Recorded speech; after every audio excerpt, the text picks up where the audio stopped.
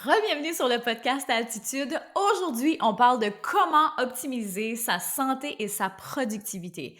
C'est pas un secret, la raison pourquoi je tripe autant sur la productivité, pourquoi ça a pris une si grande place dans ma business avec les années, c'est parce que la productivité est incroyablement liée à la santé mentale.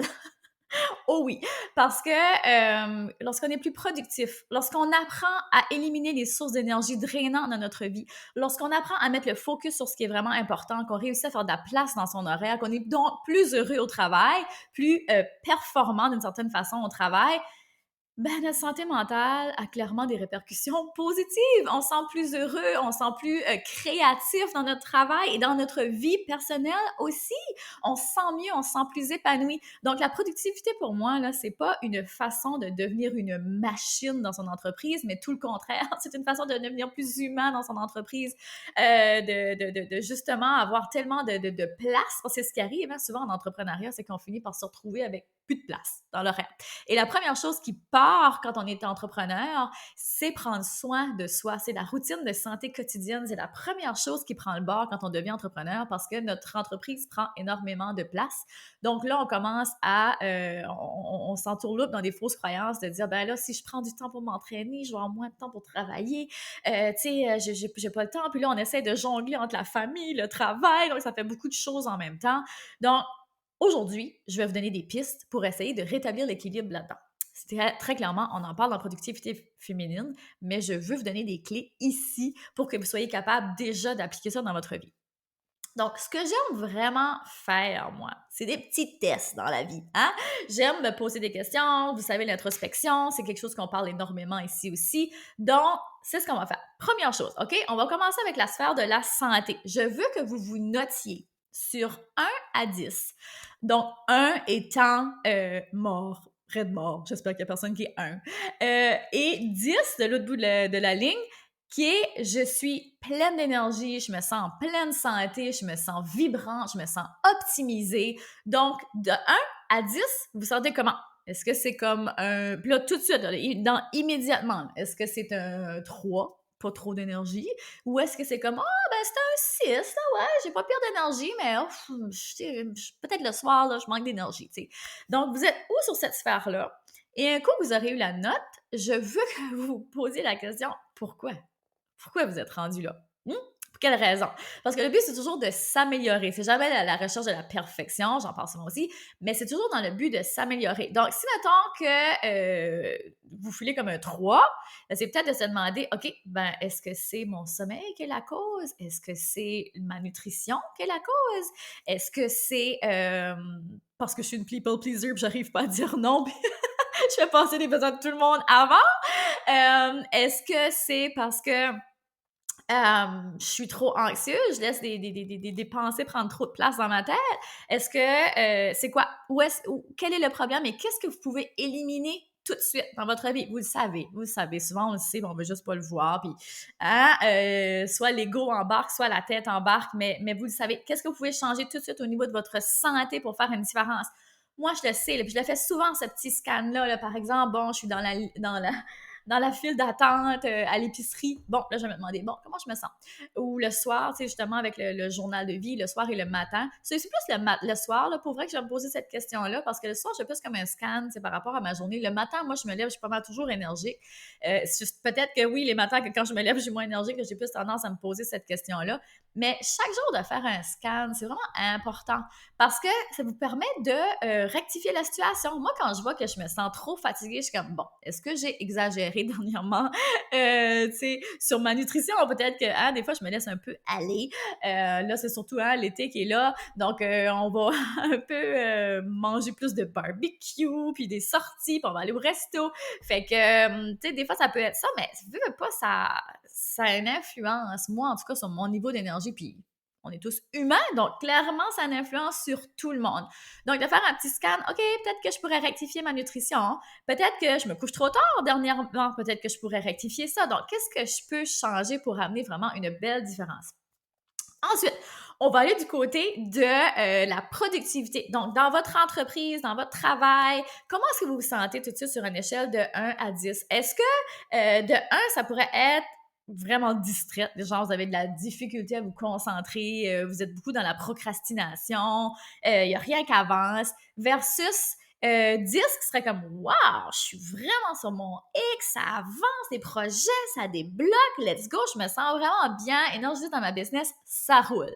Donc de 1 à 10, vous vous sentez comment? Parce que c'est encore une fois un 4, un 8, vous êtes comment? Et de faire la même petite question après. Pourquoi? Pourquoi est-ce que je me sens comme ça? Pourquoi est-ce que je suis distraite dans ma business? Est-ce que j'ai j'ai un peu trop le syndrome de l'objet rouge brillant, donc je dis oui à tout ce qui passe, je me laisse aller toutes les idées, hein, quand on est dans l'entrepreneuriat, quand on est des femmes ambitieuses, on a 1000 projets à la minute. Est-ce que je m'éparpille? Est-ce que c'est ça le problème? Est-ce que c'est l'éparpillement?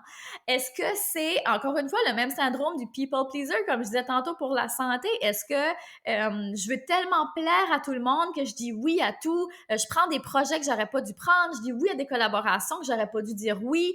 J'ai des clients qui me drainent mon énergie, mais je peux pas les laisser aller parce que j'ai peur de leur déplaire. Peut-être aussi que c'est la peur du manque, hein? La peur du manque est tellement omniprésente chez beaucoup de mes clients et puis chez beaucoup, beaucoup, beaucoup de gens. Moi-même, je l'ai tellement travaillé, cette peur du manque-là.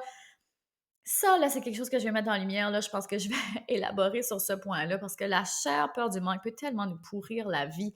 Et lorsqu'on dit oui à des opportunités qui ne sont pas alignées, faut pas oublier qu'on dit non à des clients potentiels ou à des opportunités qui seraient peut-être plus alignées. On n'est pas capable de faire de la place pour autre chose parce que on est saturé, on a juste 24 heures dans une journée, on a juste un tel montant d'énergie et pour ceux qui me regardent sur YouTube, il y a un maringouin qui m'énerve.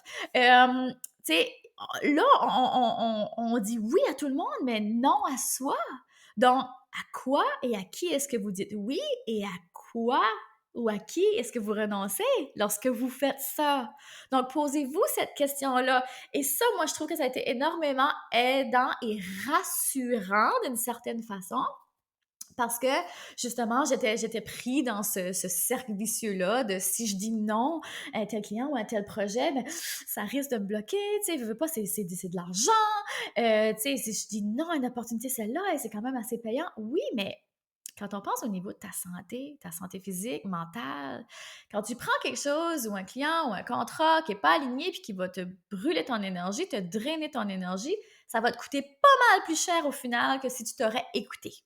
Donc, c'est hyper important. Quand je dis de suivre le plaisir, là, c'est ça que ça veut dire. C'est ça que ça veut dire, de suivre son intuition, de suivre la petite voix qui te dit non, ça c'est pas une bonne idée, que va pas dans ce chemin-là, t'as déjà été, t'as déjà vu ce que ça donne. Retourne-y pas de nouveau. Donc, faites le petit scan. Faites le petit scan aussi souvent que vous pouvez. Faites-le chaque jour chaque jour. Oui, oui, moi, je le fais pratiquement chaque jour. Quand je m'assois pour journaler le matin, j'ai pris ma game, on peut dire, de journaling un peu plus au sérieux. Puis, j'ai des mots en anglais aujourd'hui, mais je processe beaucoup mes émotions comme ça. Donc, je vais beaucoup aller travailler mes émotions de plus en plus avec le journaling. Donc, chaque jour, je veux pas, hein, c'est un peu comme un scan qu'on se fait lorsqu'on fait du journaling, hein, c'est de se poser comment ça va, de se poser des questions, d'élaborer là-dessus, de faire de l'introspection. Donc, je le fais vraiment souvent et ça m'aide à réaligner. Puis, quand on parle justement de réalignement, que ce soit dans votre vie personnelle ou dans votre entreprise, c'est de regarder votre grande vision. OK? C'est de se dire, je ne sais pas si vous avez déjà fait l'exercice de la grande vision. Donc, c'est tout simplement de vous demander, OK, où est-ce que je me vois, par exemple, dans 1 an ou dans 3 ans ou dans 5 ans? J'aime mieux, pour cet exercice-ci, là, honnêtement, je vous recommande de faire plus, par exemple, genre 1 an. Où est-ce que je me vois dans 1 an? Est-ce que j'ai envie d'amener ma santé à un autre niveau? Est-ce que j'ai envie de me sentir, de justement retrouver ma vitalité que j'avais avant? Peut-être que dans les dernières années, je me suis un peu négligée avec mon sport, donc je m'entraîne un peu moins parce que ma business a pris trop de place, ou peut-être que vous avez des jeunes enfants, donc ça aussi, ça a pris beaucoup de place. Donc, où est-ce que vous vous êtes oublié? Où est-ce que vous avez envie de retrouver cette vitalité-là? Est-ce que c'est justement dans votre business ou est-ce que c'est plutôt dans votre vie personnelle? Et de vous poser les bonnes questions. Donc, j'espère que ces petites pistes-là vous aideront à faire un beau ménage, à réaligner, puis à ramener cette vitalité-là dans votre santé et dans votre entreprise. Donc, sur ce, Je vous laisse là-dessus. Je vous dis merci d'avoir été là. Partagez l'épisode si vous voulez avec 3 personnes. Ça, c'est une bonne chose. Vous n'avez aucune idée à quel point c'est aidant quand vous faites ça, à quel point lorsque vous laissez des commentaires aussi directement, que ce soit sur Apple Podcasts et tout ça, à quel point c'est aidant pour le podcast parce que nous, ça nous permet d'augmenter la visibilité et d'aider plus de gens. Donc, je suis infiniment reconnaissante pour celles qui laissent ceux et celles, parce qu'il y a même des hommes. Il y a des hommes qui nous écoutent. Merci d'être là, guys, parce que vous êtes énormément appréciés. Donc, merci pour tout. On se revoit la semaine prochaine. Et sur ce, bisous, bisous. Bye! Vous venez d'écouter le podcast Altitude. Pour ne rien manquer des prochains épisodes, abonnez-vous au podcast et cliquez sur le 5 étoiles. Vous pouvez aussi consulter nos outils gratuits créés pour vous au www.podcastaltitude.com. Merci d'avoir été là et à très bientôt dans le prochain épisode Femmes d'Altitude.